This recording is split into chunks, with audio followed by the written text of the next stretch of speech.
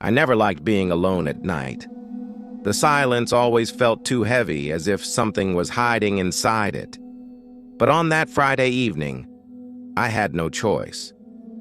My parents had gone to visit my grandmother, and I stayed home because I wanted a quiet night to myself.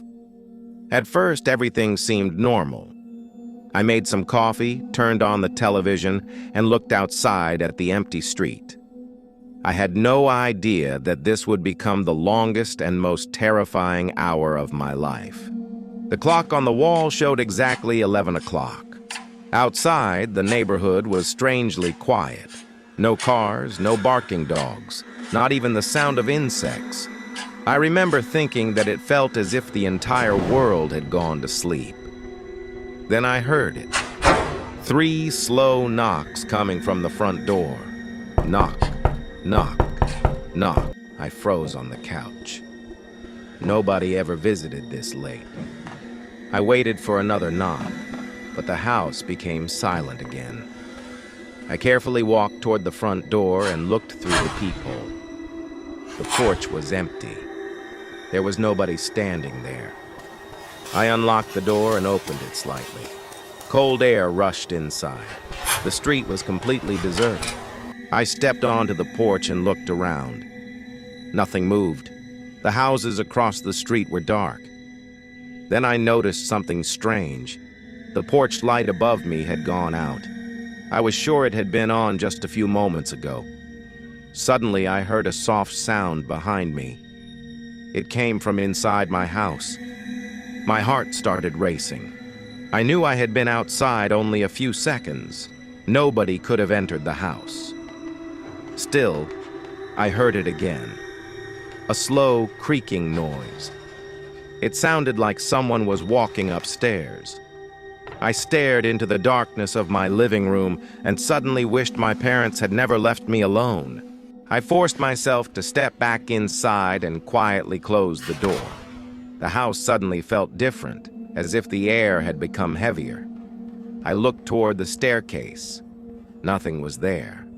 Then another creak echoed from upstairs. It sounded exactly like a footstep.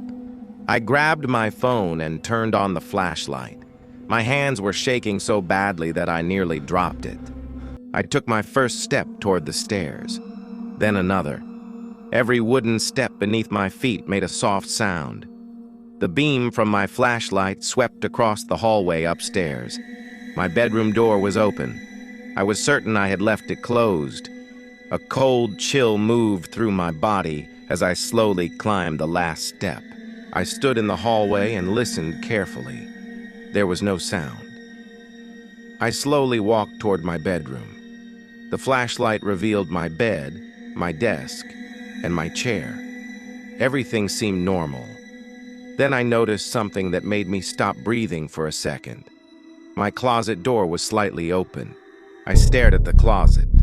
The darkness inside looked deeper than it should have been. My mind tried to explain it. Maybe I had forgotten to close it. Maybe I was simply nervous. But then I heard something impossible. A slow breathing sound came from inside the closet. My legs refused to move. I kept listening. The breathing continued, slow, deep, like someone was standing inside, waiting. I wanted to run downstairs, but something made me stay. I reached forward with my shaking hand and touched the closet door. Then, from somewhere behind me, I heard a whisper. "Don't open it." I spun around so fast that my phone almost slipped from my hand. The bedroom was empty. There was nobody behind me.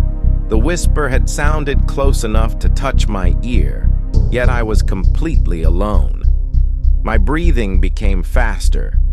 I slowly turned back toward the closet, expecting it to be the same as before. It wasn't. The door was now fully open. I couldn't see inside the closet. The darkness looked unnatural, almost like a black wall. Every instinct told me to leave the room immediately. Then I heard another sound. It wasn't breathing anymore. It was a soft tapping noise. Tap, tap, tap. It seemed to be coming from deep inside the closet. I took one step backward, then another. The tapping stopped. The silence that followed was even worse. Suddenly, my phone screen went black. The flashlight had turned off. I pressed the power button again and again, but nothing happened. I was standing in complete darkness. Then I heard it. A sound from inside the closet. Something moved, very slowly. A faint scraping noise dragged across the floor. I couldn't see anything, but I knew something was coming out. I backed toward the bedroom door, trying not to make a sound. My heartbeat felt loud enough to shake the entire room. My hand finally touched the bedroom doorknob. I turned it slowly and stepped into the hallway. The moment I left the room, my phone suddenly came back to life. The flashlight turned on by itself. I looked down the hallway and froze. At the far end, beside the stairs, someone was standing there, a tall figure, completely still, watching me. I couldn't see the figure's face. The flashlight only revealed its outline. It was unusually tall and thin, with its arms hanging at its sides. It didn't move. It didn't blink. It simply stood there at the end of the hallway. For several seconds, neither of us moved. Then my phone buzzed in my hand. I looked down at the screen. It was a message from my mother. The words made my blood run cold. It said, "We forgot something and came home early. We're downstairs. Don't come down yet."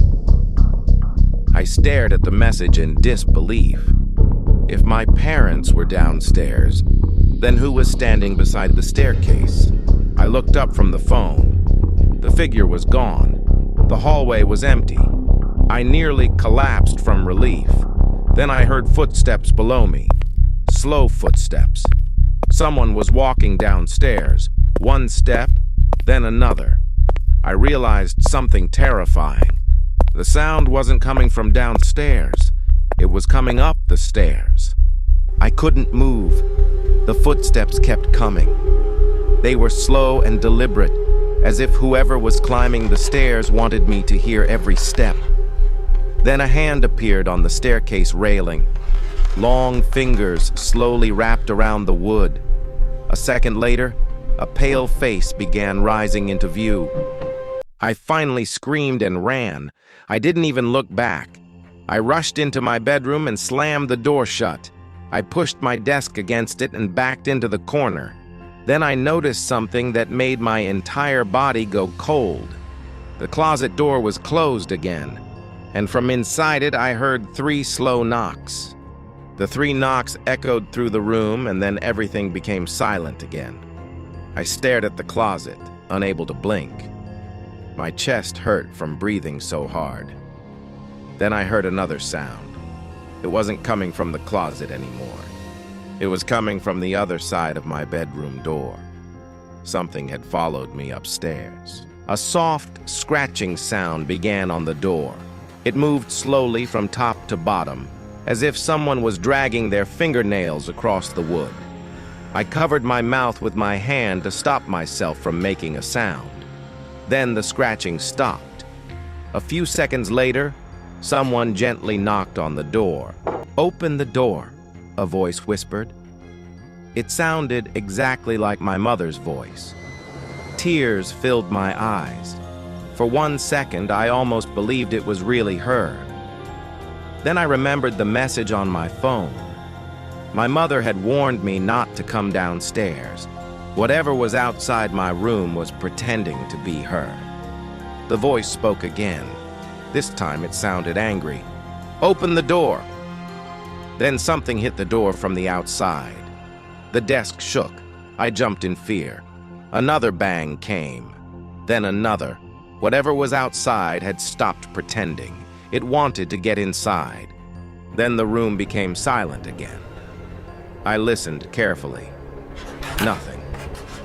Not a single sound. Slowly, I turned my head toward the closet. The door was opening by itself, inch by inch. Darkness waited inside. Then a pale hand slowly reached out and rested on the floor. The hand didn't move for several seconds. It simply rested on the floor as if it was feeling the room. Then another hand appeared. Long, pale fingers slowly gripped the edge of the closet door. My entire body went numb. Whatever was inside the closet was trying to crawl out. I wanted to run, but there was nowhere to go. The door was blocked by whatever stood outside. The window was locked and too high to jump from safely. I could only watch. Then a head slowly emerged from the darkness. It had no hair, no expression, and eyes that looked completely black. The thing crawled farther out of the closet. Its movements were unnatural, almost like a spider learning how to walk like a person. It stopped in the middle of the room and lifted its head toward me. Then it smiled. A long, impossible smile spread across its pale face. My phone suddenly rang. The sound was so loud that I almost screamed. The creature's smile vanished instantly. It turned its head toward the phone in my hand. The caller ID showed my father's name. My hands trembled as I answered. I could barely speak. My father's voice came through the phone, but he sounded terrified. "Listen carefully," he whispered. "Do not let it touch you. And whatever happens, don't look behind you." I stopped breathing. The creature was right in front of me. If I wasn't supposed to look behind me, then something else had entered the room. I stood completely still. I could hear my father's breathing on the phone. Then I heard another sound much closer to me. It was breathing too. Slow. Deep. And it was coming from directly behind me. Every instinct screamed at me to turn around, but I remembered my father's warning. I kept my eyes on the pale creature standing in front of me. "Walk backward," my father whispered. "Very slowly." I took one careful step, then another. The breathing behind me moved too. It stayed the same distance away. The pale creature in front of me watched every movement. Then, for the first time, it spoke.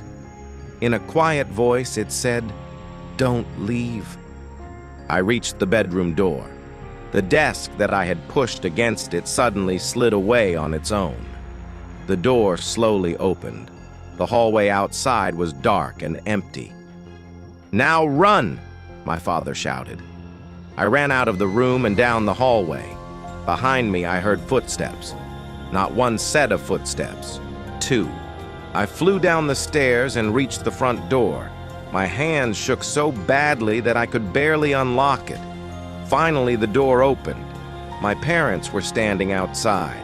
I ran toward them. My father grabbed my arm and pulled me onto the porch.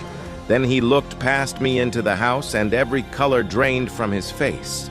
I turned around. Inside the house, standing in the darkness of the hallway, were two figures. One was the pale creature from the closet. The other looked exactly like me. It stood perfectly still, wearing my face and my clothes. Then it smiled. The front door slowly closed by itself, and the house became silent again. I never entered that house after that night. But sometimes, very late at night, I still receive messages from my old phone. The messages contain only 3 words. "Come back home."